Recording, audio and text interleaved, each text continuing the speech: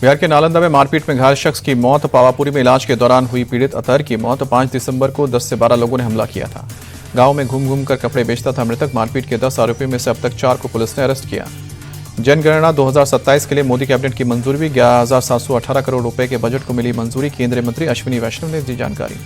मंत्री अश्विनी वैष्णव बोले, पहली बार डिजिटली होगा सेंसस। 2 चरण में कराई जाएगी जनगणना। संसद पर आतंकवादी हमले की आज 24वीं वर्षीय देश शहीदों को दे रहा है भावभीनी श्रद्धांजलि।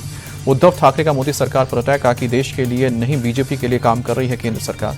घुसपैठियों को लेकर बोले उद्धव ठाकरे, देश की सीमाओं की सुरक्षा नहीं कर पा रहे हैं। गृह मंत्री शाह, विपक्षी सरकार गिराने की बनाते रहते हैं रणनीति। जेडीयू नेता राजीव रंजन प्रसाद का बयान, वंदे मातरम देश के स्वाभिमान से जुड़ा राष्ट्रगीत। इसे अगर राजनीतिक चश्मे से राहुल गांधी देख रहे हैं तो बेहद शर्मनाक। राजीव रंजन प्रसाद ने कहा कि एसआईआर कोई मुद्दा ही नहीं है। बिहार में एसआईआर सफलतापूर्वक संपन्न हुआ, हमें जनादेश मिला।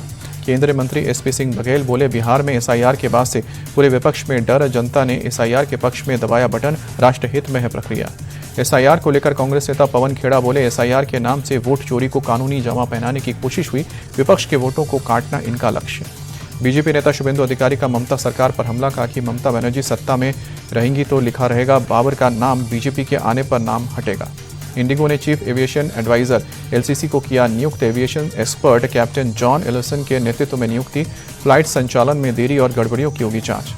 दिल्ली में सांस लेना हुआ दूभर। अक्षरधाम इलाके में 400 के पार पहुंचा AQI एयर क्वालिटी इंडेक्स। गंभीर श्रेणी में धुंध की मोटी परत में छिपा अक्षरधाम।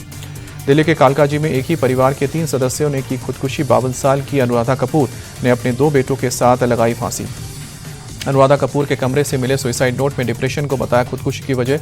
दोनों बेटों की बेरोजगारी की वजह से काफी समय से नहीं दिया था मकान का किराया। यूपी के फतेहपुर में 2 पक्षों में खूनी संघर्ष। जमकर चले लाठी डंडे और ईंट पत्थर। महिलाओं सहित दर्जनों लोग घायल हुए।